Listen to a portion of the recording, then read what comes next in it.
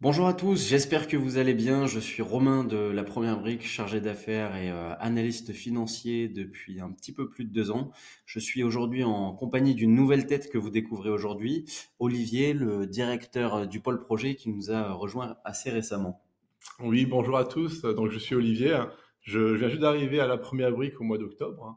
Et donc, je suis un expert en estimation immobilière. J'ai travaillé depuis 10 ans dans ce secteur, dans des structures de grosse taille, de type CBRE Valuation ou Cushman Wakefield, mais également dans des petits cabinets d'expertise judiciaire. Voilà. Et je suis vraiment très heureux de rejoindre la première brique pour apporter un regard un peu d'expert sur les audits de nos projets. On l'est tous et c'est ce duo de choc qui va aujourd'hui réaliser la présentation du dossier le Julius 06. Euh, alors pour commencer le dossier le Julius, pour vous le présenter assez rapidement, on est sur une logique de flip, un achat-revente sur des grands bureaux dans le quartier de Carabassel. L'actif était loué depuis 1971 à la banque HSBC qui va maintenant être fermé avant la fin d'année. L'objectif de notre porteur de projet, Clément, consiste donc à attendre le départ de l'agence bancaire, retrouver un locataire et signer un bail à la valeur correcte de marché, et puis ensuite procéder à la revente de l'actif. Une opération dégageant un coût de revient de 1 515 000 euros avec une très belle opportunité à l'achat. L'achat est réalisé à hauteur de 1,2 million, sans frais de notaire. Et derrière, en remettant en place un bail réévalué à la valeur de marché et vendant l'actif sur la base d'un taux de rendement aux alentours des 7%, notre porteur espère pouvoir aller chercher 2,5 millions de chiffre d'affaires, soit une marge de 39%. Je pense que ce projet va parler à certains d'entre vous. Effectivement, je vous donne rendez-vous sur la slide contexte pour vous expliquer le dossier, le Julius, et en quelque sorte la suite, en tout cas le renouveau du projet Le Pompée que nous avons financé en septembre 2024.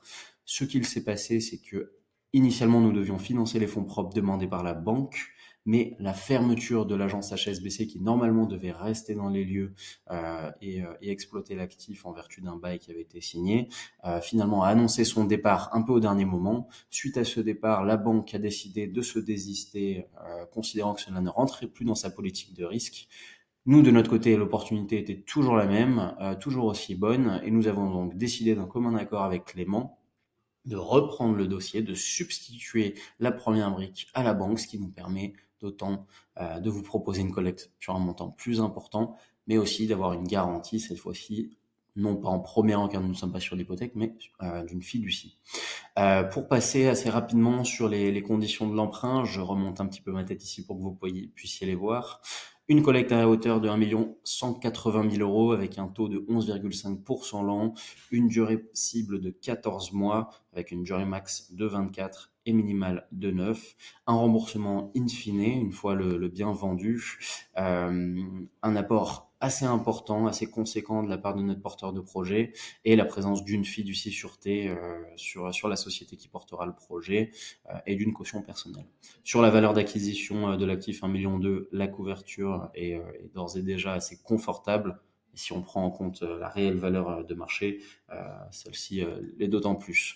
Concernant les points forts, hop, je nous déplace ici. Une excellente opportunité d'achat, comme on a pu vous le dire. Une stratégie de revente cohérente, effectivement. Notre analyse sur le rendement pouvant être proposée sur la zone confirme cela. Une couverture en début d'opération confortable, encore une fois, un patrimoine du porteur de projet confortable également, et une rentabilité très intéressante pour un actif rare. Les points faibles sont liés principalement à la fermeture de la banque. Cela génère des travaux notamment et un calendrier euh, voilà, qui devra être respecté étant donné que l'agence ne va pas déménager mais vraiment être fermée. Il y aura également une remise en état une partie communicante qui devra être scellée avec un bâtiment situé à l'arrière qui sera réalisé. Cela devrait générer un petit peu de temps, mais on a décidé de prendre large pour prendre en compte ce délai de déménagement, le délai de retrouver un locataire et puis trouver un acquéreur. On a donc convenu que la durée cohérente était de 24 mois. Voilà. Euh, Olivier, je vais peut-être te laisser la parole concernant la localisation. Oui, Hop. bien sûr. Merci Romain. Donc, bon, pour la localisation, c'est vraiment comme on les aime, hein, pour les projets. C'est-à-dire là, on est situé à Nice, mais on est bien situé, hein, dans Nice. On est sur l'avenue Félix-Faure, qui est une avenue très passante. On est proche de l'avenue Jean Médecin, l'avenue Prime commerciale de la ville, là où il y a tous les commerces, mass market. Et l'avenue Félix-Faure est en continuité directe de l'avenue de Verdun, qui est en fait l'avenue du luxe, hein, pour Nice, avec toutes les bijouteries et les hôtels Palace. On est aussi proche de la vieille ville et de la cathédrale, donc on est sur un emplacement en fait qui a un bon flux de passage. D'un point de vue commercial, c'est un emplacement qui est intéressant et d'ailleurs c'est tout à fait classique pour des locaux qui sont loués en agence bancaire. Les agences bancaires qui sont quand même des activités où systématiquement elles se positionnent sur des boutiques d'angle avec une très bonne visibilité, comme là on peut le voir sur la photo, de très beaux linéaires de façade et des artères en fait passantes où il y a finalement beaucoup de personnes qui passent, beaucoup de personnes qui regardent, des locaux également avec des configurations à des aménagements intérieurs de très bonne qualité, mais aussi des configurations intérieures qui sont pratiques pour tout type d'activité et qui permettent derrière de trouver facilement en fait un autre preneur qu'une agence bancaire. D'ailleurs, on voit bien que HSBC n'était pas la seule banque à se positionner à cet emplacement, puisque juste en face, il y en a une autre qui s'est positionnée. Et donc, cela permet en fait en quelque sorte de garantir l'attractivité de l'emplacement d'un point de vue commercial et un délai de commercialisation qui sera donc un peu plus faible que pour n'importe quel local commercial qui n'est pas dans l'artère prime. Voilà. Pour ce qui est de bilan prévisionnel, peut-être que je te laisse la main, Romain. Oui, pas de souci. Alors, comme je vous disais, donc une charge d'acquisition particulièrement faible, hein, qui est le principal vecteur de cette véritable opportunité qui est le projet Julius, puisque l'achat a été négocié à 1,2 million. Alors, je sais que sur Pompée, beaucoup avaient posé la question de pourquoi un prix aussi bas. Il faut savoir que ce bien est issu d'un patrimoine conséquent d'une famille bien installée sur la Côte d'Azur, qui d'un point de vue gestion n'a pas été la plus optimale, disons. Hein, le loyer qui était pratiqué entre l'actuel propriétaire et HSBC était particulièrement bas. Il était même encore écrit en francs dans le bail, hein, pour vous dire. Donc notre porteur de projet Clément a réussi à négocier un prix particulièrement important.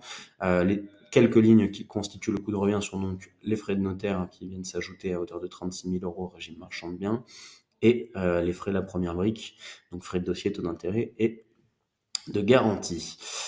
Concernant le chiffre d'affaires 2,5 millions pour les bureaux, je laisserai la parole à Olivier derrière qui vous détaillera un petit peu tout ça et les potentielles évolutions sur le chiffre d'affaires qu'il faut anticiper.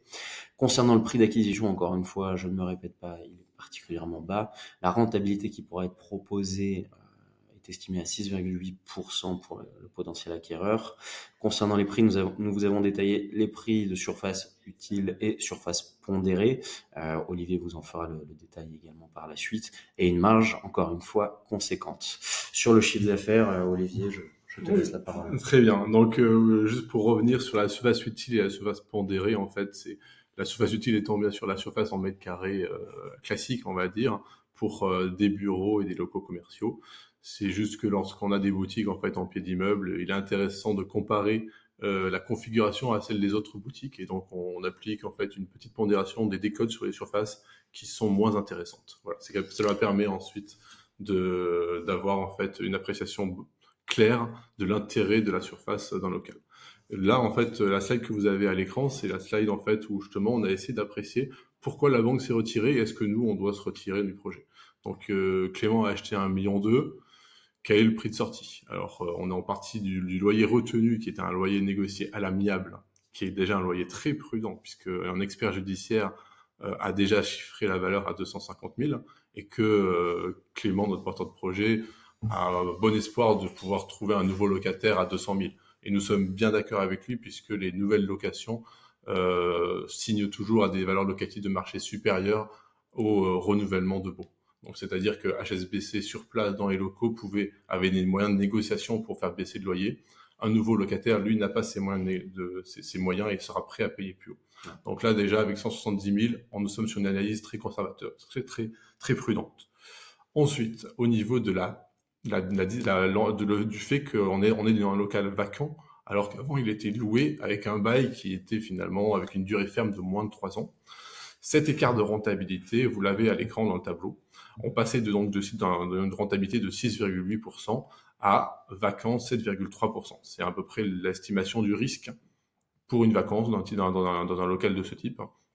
C'est-à-dire que le chiffre d'affaires qu'on pouvait espérer à 2,5 millions avec HSBC, aujourd'hui, il est raisonnable d'espérer 2,3 millions et ceci avec un loyer de 170. Donc là, encore une fois, on voit bien que quand il a acheté 1,2 million, clairement, il a fait une extrêmement bonne affaire. Hein.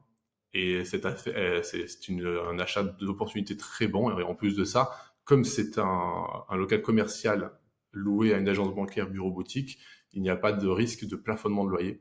On est déplafonné dans tous les cas pour ceux qui savent ce que ça signifie, ce que ça veut dire. C'est-à-dire qu'on peut à tout moment renégocier le loyer en fin de bail à la valeur locative de marché. Donc, comme vous le voyez à l'écran, et peut-être pour synthétiser, pour ceux qui ont un petit peu moins d'expertise en la matière, hein, l'idée c'est effectivement de montrer les variations de rentabilité qui peuvent être négociées en fonction de la sécurisation du revenu par la fermeté, en fait, la durée du bail qui pourra être négociée. Concernant les slides de foncier, de travaux, donc on vous a refait le détail, je vous laisserai en prendre connaissance. Pas d'urbanisme, la commercialisation sera lancée prochainement. Concernant le secteur, effectivement, Olivier, ça confirme ce que tu avais pu dire. On a la place Masséna, qui est vraiment l'emplacement prime à Nice. Oui, tout à fait. La place Masséna, en fait, en continuité de l'avenue Jean Médecin, finalement, est très intéressante pour les commerces en particulier. Nous, on est finalement dans la continuité de l'avenue de Verdun, en fait, sur l'avenue Félix Faure. Donc, on est un très bon emplacement avec un bon flux de passage. Donc, vraiment très intéressant pour des nouveaux commerçants.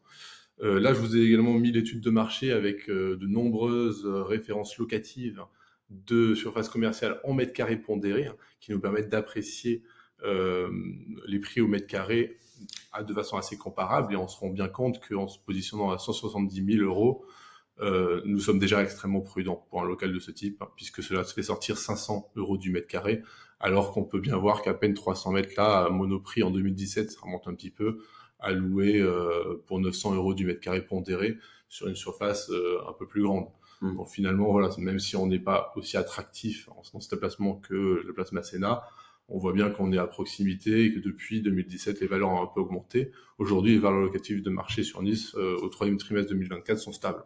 Donc on a quand même une bonne espérance, en tout cas, de viser plus haut que les 170 000 et donc de dégager une meilleure rentabilité. Voilà.